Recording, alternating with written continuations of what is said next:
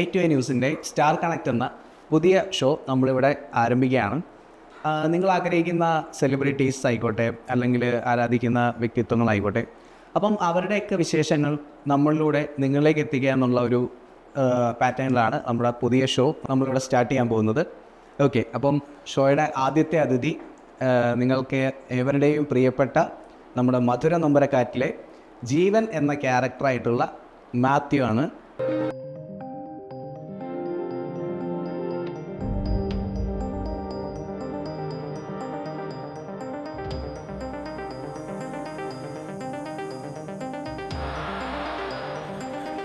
മാത്യു ചേട്ടനെ നമ്മുടെ ഈ ഒരു ഷോയിലേക്ക് നമുക്ക് ഇൻട്രൊഡ്യൂസ് ചെയ്യാം. ഹൈ മാത്യു ചേട്ടാ. മധുര നൊമ്പരക്കാറ്റ് എന്ന് പറയുന്ന സീരിയലിൻ്റെ അകത്തെ ജീവൻ എന്ന് പറയുന്ന ക്യാരക്ടർ നമ്മുടെ ഉള്ളിൽ നിന്ന് ജീവിക്കുന്ന ഒരു ക്യാരക്ടറാണ്. സോ അതുകൊണ്ട് തന്നെ ആ ഒരു സീരിയൽ ഇപ്പം 500 മികവിലേക്ക് കടക്കാനും കൂടെ പോവുകയാണ്. അപ്പോൾ ആ ഒരു അവസരത്തിലാണ് നമുക്ക് മാത്യുവായിട്ടുള്ളൊരു ഇൻ്റർവ്യൂ നമുക്കിപ്പോൾ ഇവിടെ ചെയ്യാൻ കഴിയുന്നത്. ഓക്കെ, അപ്പോൾ എന്താണെങ്കിലും കൂടുതൽ വിശേഷങ്ങൾ അല്ലെങ്കിൽ എന്താണ് മാത്യുവേട്ടൻ എന്നുള്ളത് മാത്യുവേട്ടൻ തന്നെ പറയട്ടെ. മാത്യുവേട്ടാ, നമ്മുടെ പ്രേക്ഷകർക്ക് വേണ്ടിയിട്ട് നിങ്ങൾ റിവീൽ ചെയ്യണം. റിവീൽ ചെയ്തേ പറ്റൂ.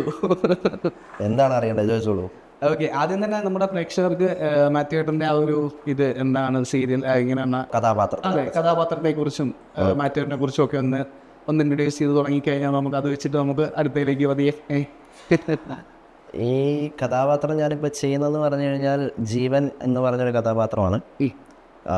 അങ്ങനെ എപ്പോഴും കണ്ടുവരുന്ന ഒരു കഥാപാത്രമല്ല എന്ന് ഞാൻ വിശ്വസിക്കുന്നു. കാരണം ഇതൊരു സൈക്കോ ഹീറോ പോലത്തെ ഒരു കഥാപാത്രമാണ്. ആക്ച്വലി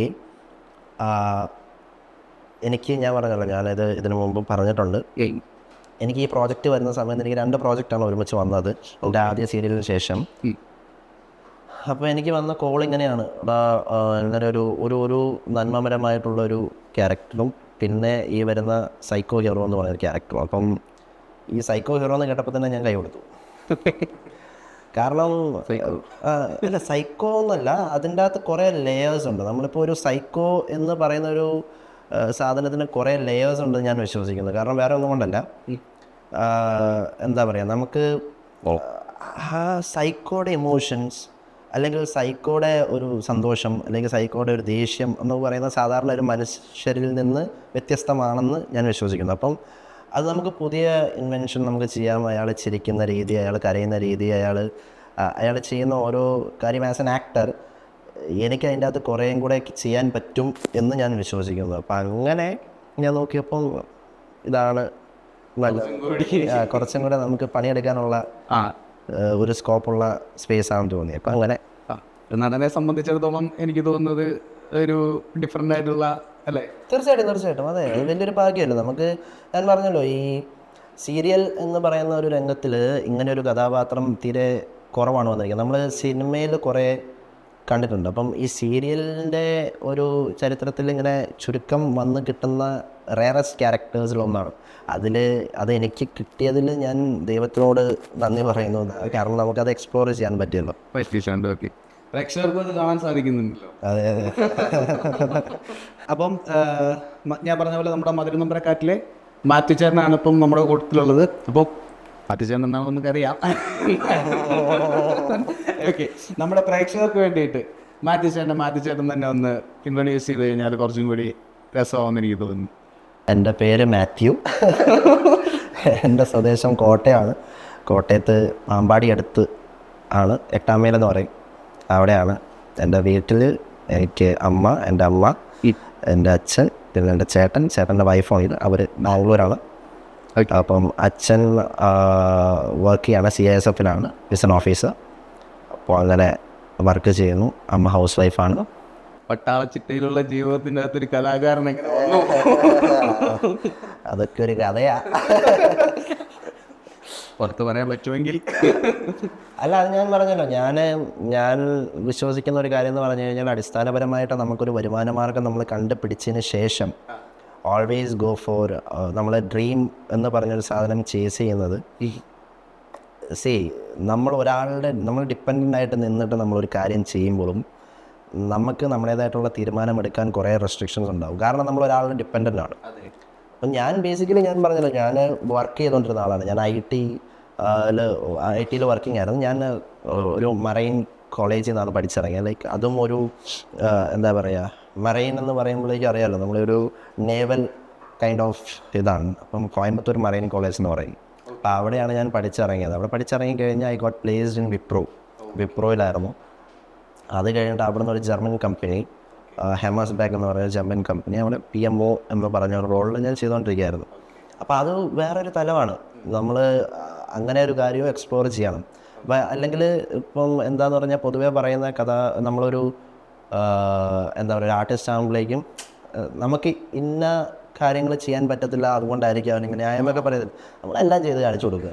എല്ലാം ചെയ്ത് കാണിച്ചു കൊടുത്ത് കഴിയുമ്പോഴേക്കും അതും പറ്റും ഇതും പറ്റും എല്ലാം പറ്റും എന്നുള്ളത് നമ്മളെ തന്നെ വെല്ലുവിളിച്ച് നമ്മൾ ഓരോ കാര്യങ്ങൾ ചെയ്യുമ്പോൾ അത് അത്രയ്ക്ക് ഇതായിട്ട് വരുന്നത്. അപ്പം ഞാൻ അങ്ങനെ ഒരു നല്ല അത്യാവശ്യം ഒരു ഹാൻസം സാലറി ഒക്കെ കിട്ടി ഇങ്ങനെ പോകുന്ന സമയത്ത്, അത് സച്ച് എ യങ് ഏജിൽ, ഞാനൊരു 23 വയസ്സ് 24 വയസ്സ് ആ സമയത്തൊക്കെ ആയിരുന്നു. അപ്പം അങ്ങനെ ചെയ്ത് പൊയ്ക്കൊണ്ടിരിക്കുന്ന സമയത്ത് അപ്പം പിന്നെ വീട്ടുകാർ ഹാപ്പി, എല്ലാവരും ഹാപ്പി.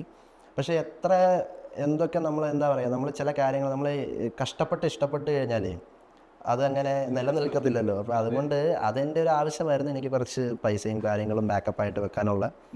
ഞാനത് ഏകദേശം ഒന്ന് സെറ്റായി വന്നപ്പോഴേക്കും ഞാൻ റിസൈൻ ചെയ്തു. ഞാൻ ആരോടും ചോദിച്ചില്ല, ഞാൻ തന്നെ മേടിച്ച ജോലി ഞാൻ തന്നെ റിസൈൻ ചെയ്തു.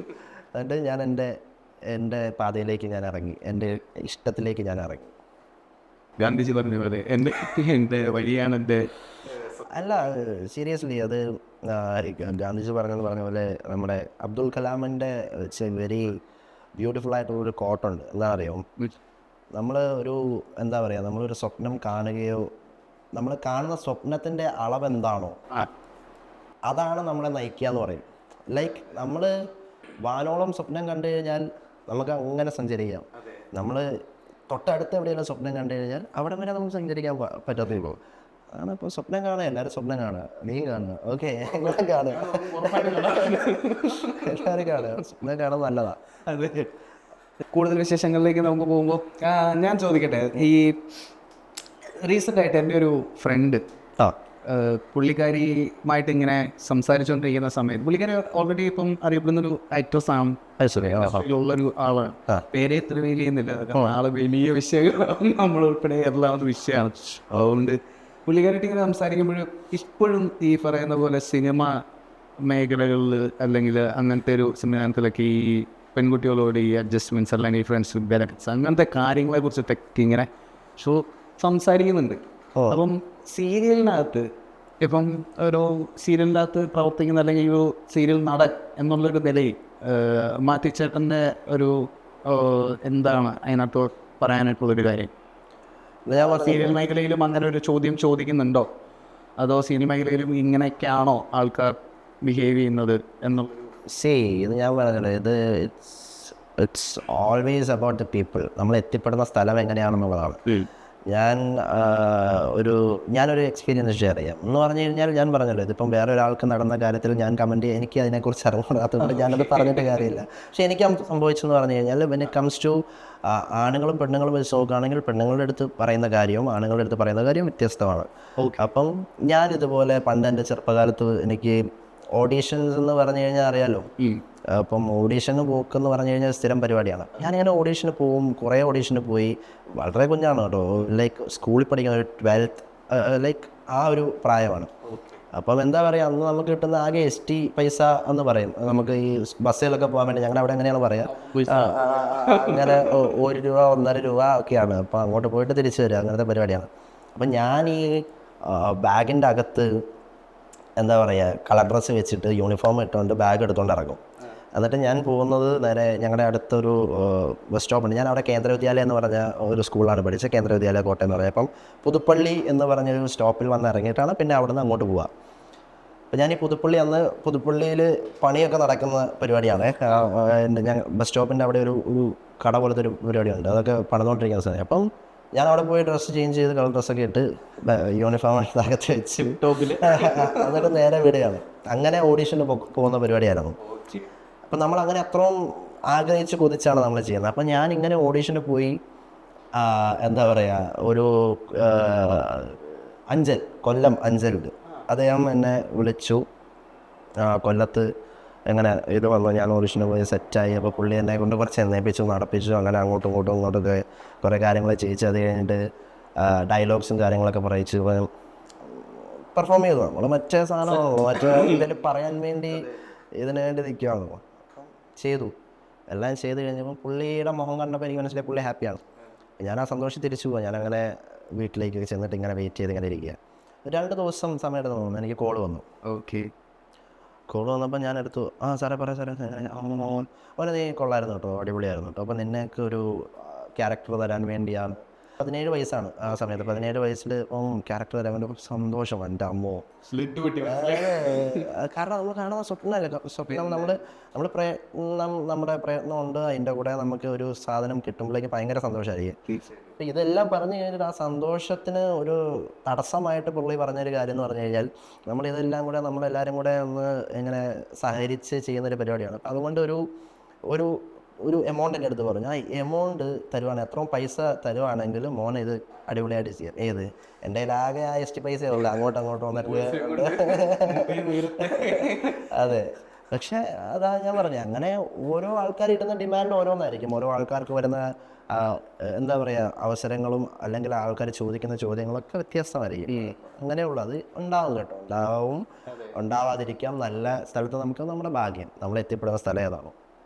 അതുപോലെ തന്നെ കാരണം ഈ പറയുന്ന പോലെ ഇതെല്ലാം കൂടുതൽ റിഫ്ലക്ട് ചെയ്യുന്നത് ഈ മേഖലകളിലാണ് എന്നുള്ളതാണ്. ഒരിക്കലുമല്ല അത് തോന്നലാട്ടോ, വെറും തോന്നുന്നു. കാരണം എന്താണെന്നറിയോ, ഇത് ഭയങ്കര നമ്മൾ എസ്റ്റാബ്ലിഷ് ആയിട്ടുള്ള ആൾക്കാരാകുമ്പോഴേക്കും പെട്ടെന്ന് ആൾക്കാർ അറിയും. മനസ്സിലായോ? ഞാൻ പറഞ്ഞല്ലോ, ഞാൻ IT മേഖലയിലൊക്കെ വർക്ക് ചെയ്യുന്ന ആളാണ്, വർക്ക് ചെയ്തിട്ടുള്ള ആളാണ്.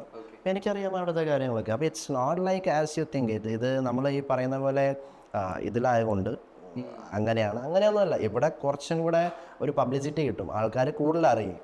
അവിടെ നടക്കുന്നത് എന്താണെന്ന് അവിടെയുള്ള ആൾക്കാർക്ക് അറിയൂ. അങ്ങനെ മനസ്സിലായോ? അതങ്ങനെ അവിടെ അങ്ങനെ നിന്ന് പോകും. അതത്രേ ഉള്ളൂ.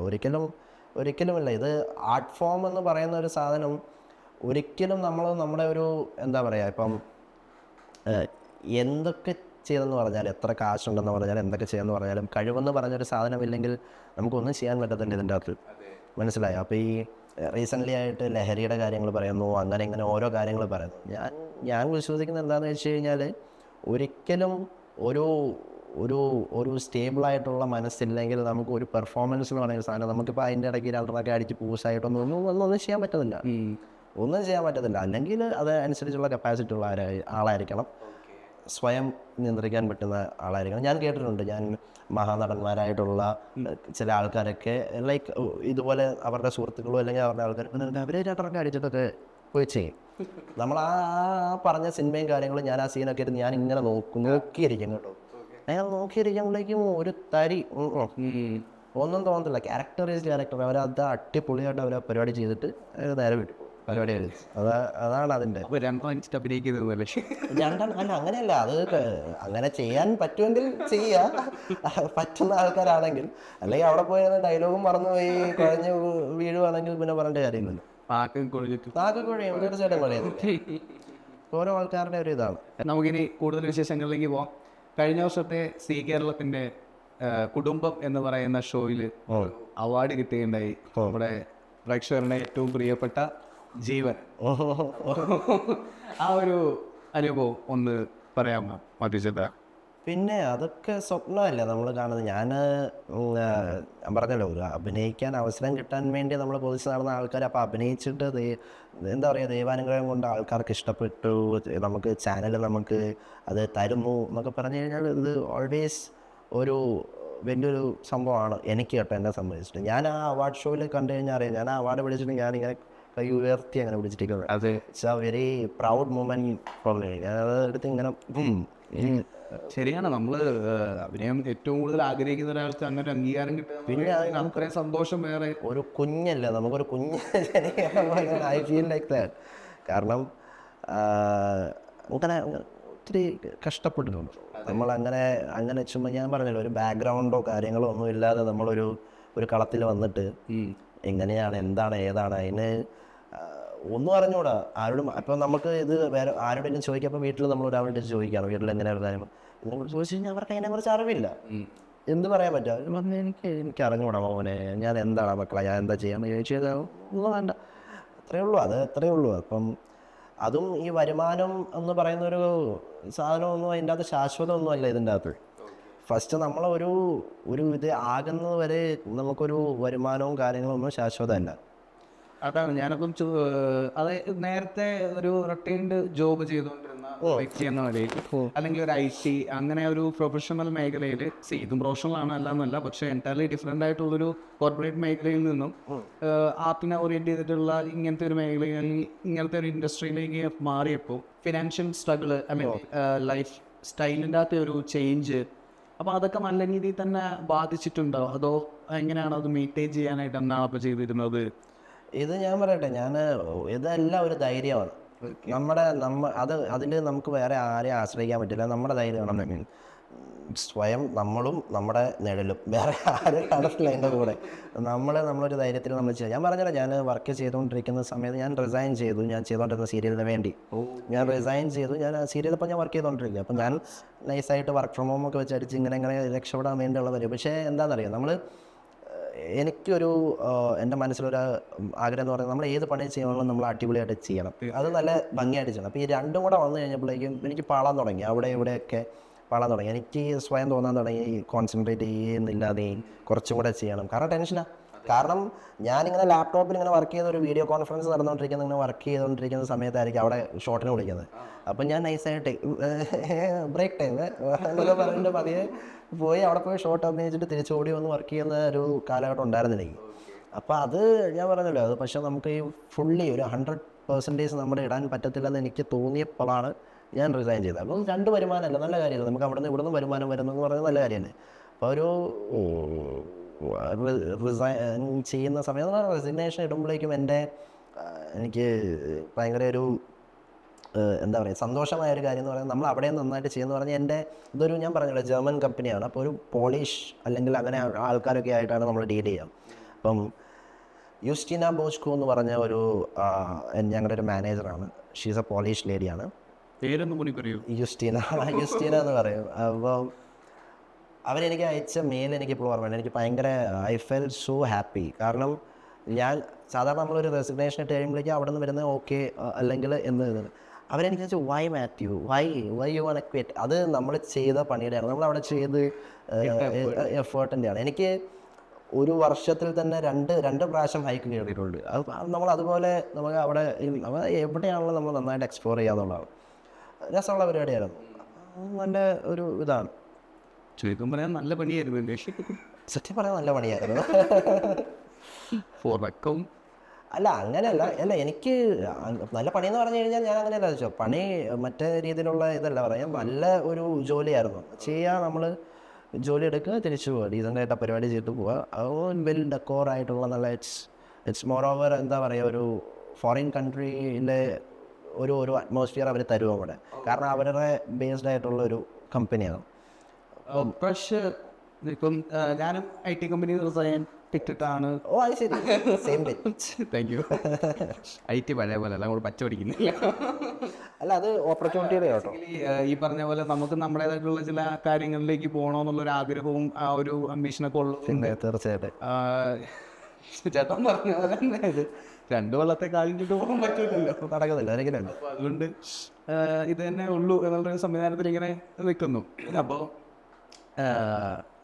നല്ല പ്രഷർ ഈ IT മേഖലയിലൊക്കെ വർക്ക് ചെയ്യുമ്പോൾ നമ്മളൊക്കെ ഫേസ് ചെയ്തിട്ടുള്ളൊരു സിനാരിയോ ആണ്. അപ്പോൾ ആ ഒരു പ്രഷറിൻ്റെ ഉള്ളിൽ നിന്നുകൊണ്ട് ഈ ഷോട്ടൊക്കെ അഭിനയിച്ചിട്ട് തിരിച്ചു വരിക എന്ന് പറയുമ്പോൾ ആ ഒരു എഫേർട്ട്, അത് ആ ഒരു പ്രഷർ, അതിനെ എങ്ങനെ ഞാൻ ചോദിക്കുന്നത് വേറെ എന്തെങ്കിലും നിവൃത്തിയുണ്ടോ? എന്താ ചെയ്യാൻ പറ്റുമോ? ഇല്ല, അത് ചെയ്യാം.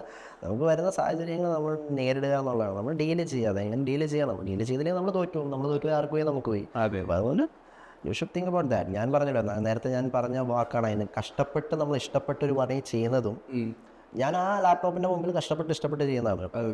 കാരണം അവിടെ നമ്മൾ ചെയ്യുമ്പോൾ നമ്മൾ അവിടെ ടോപ്പായിരിക്കാം എന്നുള്ള രീതിയിൽ നമ്മൾ ചെയ്യുന്നതാണ്. പക്ഷേ അത് കഴിഞ്ഞിട്ട് എൻ്റെ ഷോട്ടിന് വിളിക്കുമ്പോൾ എനിക്ക് സന്തോഷമാണ്. ഞാൻ അവിടെ അവിടെ ചെന്നിട്ട് പോയി ചെയ്യാറ്. അപ്പോൾ അതാണ് അതിൻ്റെ വ്യത്യാസം. അതുകൊണ്ടാണ് നമ്മൾ ഇത് ചൂസ് ചെയ്യുന്നത്. അത് ഒരു സൈഡ് ഭയങ്കര പ്രൊഫഷണലായിട്ട് യെസ് സാർ ഓക്കെ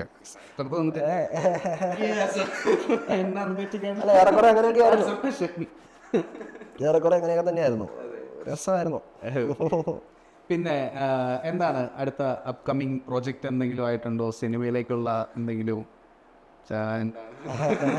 പ്രേക്ഷകർക്കൊന്നും പുതിയൊരു അപ്ഡേറ്റ് കൊടുക്കണ്ടേ? ഇനി അടുത്ത ജീവനേക്കാൾ കുറച്ചുകൂടി സൈക്കോ ക്യാരക്ടേഴ്സൊക്കെ ഇനി മറ്റൊരിലൂടെ അല്ല ഒരിക്കലും സൈക്കോ എന്ന് പറഞ്ഞൊരു സാധനത്തിൻ്റെ എക്സ്ട്രീം ഞാൻ വിചാരിക്കുന്നത് ഞാൻ ചെയ്യാൻ സാധിച്ചെന്നുള്ളതാണ് ഇതിൻ്റെ അകത്ത്. നമ്മൾ വേറെ വേറെ കഥാപാത്രങ്ങളെ തേടി ഇപ്പോൾ ഒരു 5 മിനിറ്റ് മുമ്പ് എനിക്ക് വന്ന കോൾ ഇതിനെ പറ്റിയായിരുന്നു. എനിക്ക് ഒരു വർക്കിൻ്റെ കാര്യം പറയാനായിരുന്നു.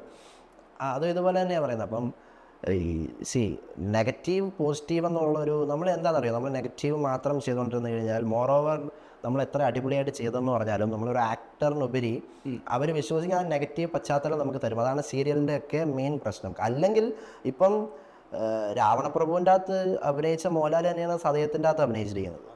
സതയത്തിൻ്റെ അകത്ത് അദ്ദേഹം കൊല്ലുന്ന കുഞ്ഞുങ്ങളെ തൊട്ട് കൊല്ലുന്ന വരെ രംഗങ്ങളുണ്ട്. എന്ന് വെച്ചാൽ മോഹൻലാലിനോടുള്ള ഇഷ്ടം നമുക്ക് പോകത്തില്ല.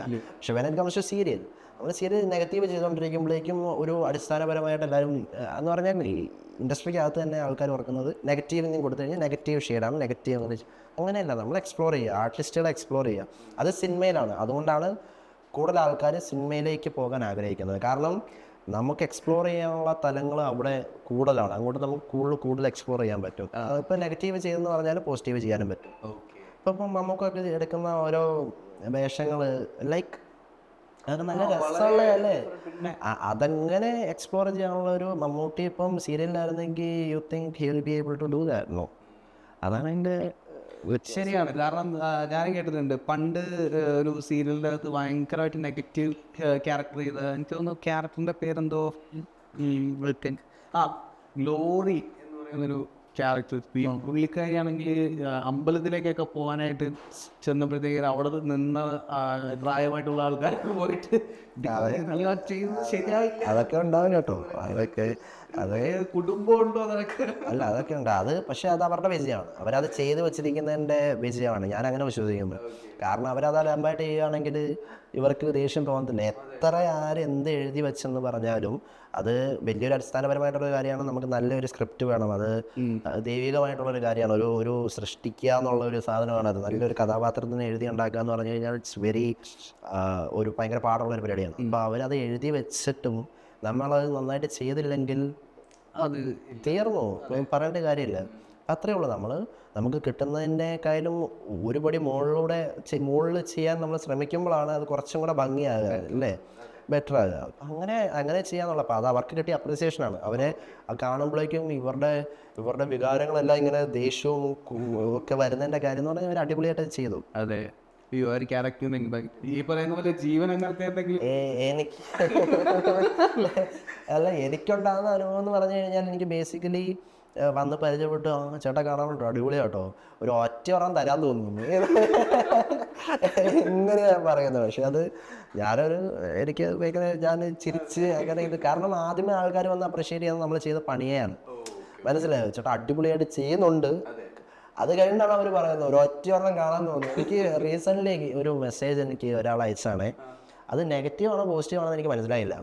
കാരണം you are doing A very good job എന്ന് പറഞ്ഞു. നമ്മൾ you are doing A very good job. ചേട്ടൻ്റെ സീൻ വരുമ്പോൾ എനിക്ക് കാണാൻ തോന്നുന്നില്ല, ഞാൻ എന്നിട്ട് പോകും. അപ്പം ഞാൻ പെട്ടില്ലേ? അങ്ങനെ കാണാതിരുന്ന് കഴിഞ്ഞാൽ, കാരണം അവർ പറഞ്ഞു അത് കൂടുതൽ ഇൻറ്റൻസീവ് ആയതുകൊണ്ട് അവർക്കത് ദേഷ്യം വരും. അപ്പോൾ അതുകൊണ്ട് അവർ എന്നിട്ട് പോകുന്നത്. പക്ഷെ അങ്ങനെയൊക്കെ എന്നിട്ട് പോയല്ലേ കാണണം. ലൈക്ക് ചില ആൾക്കാർക്ക് പേടി വരും. നമ്മൾ ആ പേടി വന്നിട്ട് അവർ എന്നിട്ട് പോകുന്നത്. അമ്മോ എന്നിട്ട് പോയി കഴിഞ്ഞാൽ ഞാൻ പെട്ടു. പിന്നെ എനിക്ക് തോന്നുന്നു സീരിയൽ മേഖല ഇപ്പോൾ കുറച്ചും കൂടി ഈ പറയുന്ന പോലെ അപ്ഡേറ്റഡ് ആയിട്ട് വരികയാണ്. തീർച്ചയായിട്ടും. ഇൻസ്റ്റ നോക്കിയപ്പോഴത്തേക്കും ലിപ് ലോക്കിംഗ് സീനൊക്കെ ഒന്നോ ചെയ്യുന്നതൊക്കെ അല്ല ഈ ഒരു മേഖലയിലേക്ക് ഉണ്ട്. കാരണം ഞാൻ പറഞ്ഞല്ലോ, ഇപ്പം എൻ്റെയും ഞാൻ വർക്ക് ചെയ്തുകൊണ്ടിരുന്ന ആൾക്കാരുടെയും ഒക്കെ ഞാൻ ചെല്ലുമ്പോൾ ഞാൻ കാണുമ്പോൾ അവരുടെയും മനസ്സ് സിനിമയാണ്. സിനിമ എന്ന് പറഞ്ഞ ഒരു കാര്യം അത് വേറെ ഒന്നും കൊണ്ടല്ല, ഈ എക്സ്പ്ലോർ ചെയ്യാനുള്ള. ഇപ്പം നമ്മൾ സീരിയലിൽ ഒരു ദിവസം ഒരു 10 സീൻ എടുത്ത്, അത് ഭയങ്കര പാടുള്ള ഒരു ഇൻഡസ്ട്രിയാണ് സീരിയൽ എന്ന് പറഞ്ഞു കഴിഞ്ഞാൽ. അത് അവിടെ ഉള്ളവർക്കേ അറിയൂ. അങ്ങനെ എളുപ്പമൊന്നുമല്ല. അത് നല്ല അടിപൊളി ടെക്നീഷ്യൻസാണ്. ടെക്നീഷ്യന്മാരെയൊക്കെ നമ്മൾ സമ്മതിച്ചു കൊടുക്കും. കാരണം നമ്മൾ 1-2 സീൻ പ്ലാൻ ചെയ്യുന്ന പോലെ, സിനിമയിൽ പ്ലാൻ ചെയ്യുന്ന പോലെ ഒരു ദിവസം ഇവിടെ പ്ലാൻ ചെയ്യുന്ന 10-12 സീനൊക്കെയാണ്. ഈ 10-12 സീൻ ക്വാളിറ്റിയോടെ അടിച്ച് തീർക്കുക. രാവിലെ ഒരു 7-8 മണിയൊക്കെ ആകുമ്പോഴേക്കും വർക്ക് തുടങ്ങിക്കഴിഞ്ഞാൽ 9:30 ആകുമ്പോഴേക്കും അത് തീർക്കണം. ആ ഒരു സ്ട്രെസ്സ് വെച്ച് പണിയെടുക്കുക എന്ന് പറഞ്ഞു കഴിഞ്ഞാൽ അവർ ഏത് നടുക്കടലിൽ കൊണ്ട് ഇട്ടാലും അവർ നീന്തിപ്പോവും. അങ്ങനത്തെ ടെക്നീഷ്യൻസിനെ കിട്ടും നമുക്ക് ഇവിടെ നിന്ന്.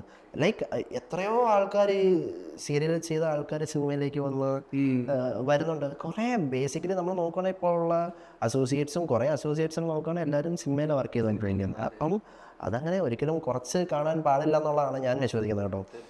എല്ലാത്തിനും അതിൻ്റേതായ ഇതുണ്ട്. നമ്മൾ നാടകങ്ങൾ ചെയ്യാൻ പോകുമ്പോൾ, നാടകങ്ങൾ എന്ന് പറയുമ്പോഴേക്കും ഞാൻ വിശ്വസിക്കുന്ന നാടകത്തിലൊരു തട്ടേ കയറി നിൽക്കുമ്പോഴേക്കും ഞാൻ ഫോക്കസ് ചെയ്യുന്ന ഏറ്റവും എൻ്റെ ഓഡിയൻസിൽ ഏറ്റവും പുറകിലിരിക്കുന്ന ആളാരാണോ അയാൾക്ക് കൺവേ ആണ് ഞാൻ ചെയ്യുന്നത്. അയാളെ കൺവിൻസ് ചെയ്യാൻ വേണ്ടി ഞാനിവിടെ കിടന്ന് കാണിക്കുന്ന പെടാപ്പാടാണ് അതിൻ്റെ റിസൾട്ട്. കാരണം ആ മുമ്പിലിരിക്കുന്ന ആൾക്കാർക്ക് എളുപ്പമായിരിക്കും അത് മനസ്സിലാകും. പക്ഷേ ഏറ്റവും പുറകിലിരിക്കുന്ന ഓഡിയനെ നമ്മളത് കൺവേ ചെയ്യാൻ ശ്രമിക്കുന്നതാണ് നമ്മുടെ ഏറ്റവും വലിയൊരു ഇത്. അങ്ങനെ എല്ലാ തലത്തിലും അതിൻ്റേതായിട്ടുള്ള ഇപ്പോൾ ഈ സീരിയലിൻ്റെ കട്ട്സ് ഡിഫറെൻ്റ് ആണ്. സിനിമ പോലത്തെ കട്ട്സ് അല്ല. അപ്പോൾ സീരിയൽ അഭിനയിക്കുമ്പോൾ സീരിയലിൽ വേണ്ട സാധനങ്ങൾ കൊടുക്കുക, സിനിമ ചെയ്യുമ്പോൾ സിനിമ വേണ്ട. അപ്പോൾ നമുക്ക് അങ്ങനെ നമ്മളെ മോഡ്യൂൾ എടുക്കാൻ പറ്റും. നമുക്ക് എല്ലാ തലത്തിലും നമുക്ക് എന്ത് വന്നാലും ചെയ്യാനുള്ള കോൺഫിഡൻസ് നമുക്ക് കിട്ടും.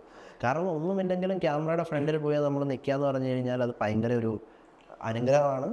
എന്നെ സംബന്ധിച്ച് എനിക്ക് ഭയങ്കര അനുഗ്രഹമാണ്.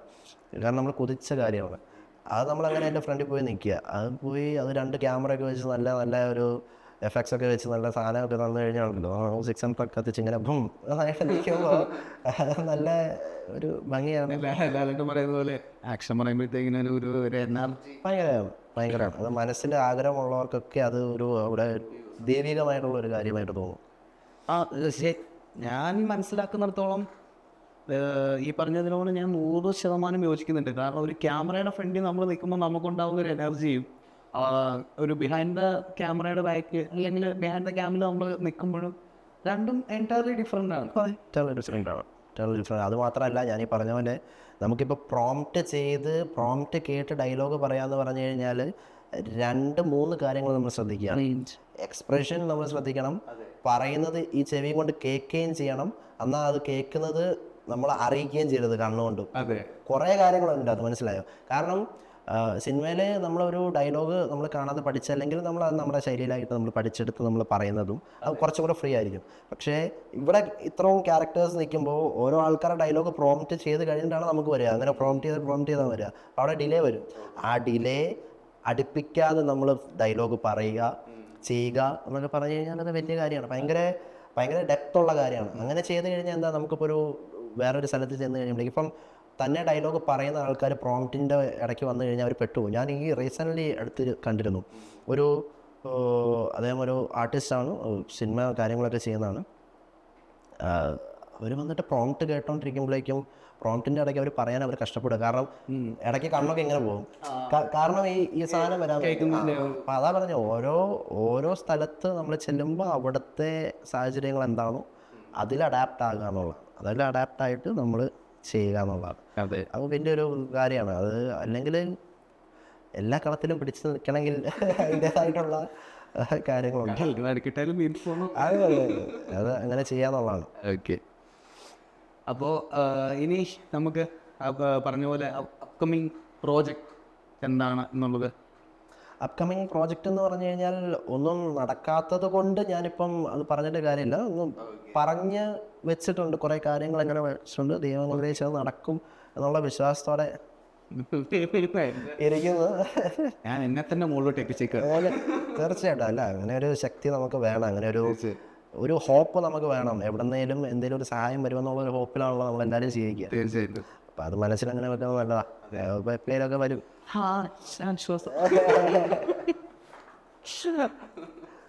അങ്ങനെയാണ് അതിൻ്റെ സംഭവം. അപ്പോൾ മാത്യു ചേട്ടാ, നമ്മുടെ ഇന്നത്തെ എപ്പിസോഡ് നമുക്കിവിടെ അവസാനിപ്പിക്കേണ്ട ഒരു സമയമായി എന്നെനിക്ക് തോന്നുന്നു. കയ്യിൽ വാച്ചില്ലാത്തതുകൊണ്ട് പിന്നെ സമയം പോകുന്ന അറിയത്തില്ലല്ലോ. ഓക്കെ, എന്നിരുന്നാലും നമ്മുടെ എപ്പിസോഡ് ഇവിടെ തീരുന്നില്ല. കൂടുതൽ വിശേഷങ്ങളും അതുപോലെ തന്നെ കൂടുതൽ സീക്രട്സും അറിയാനായിട്ട് നമുക്കുണ്ട്. So stay tune for the next episode.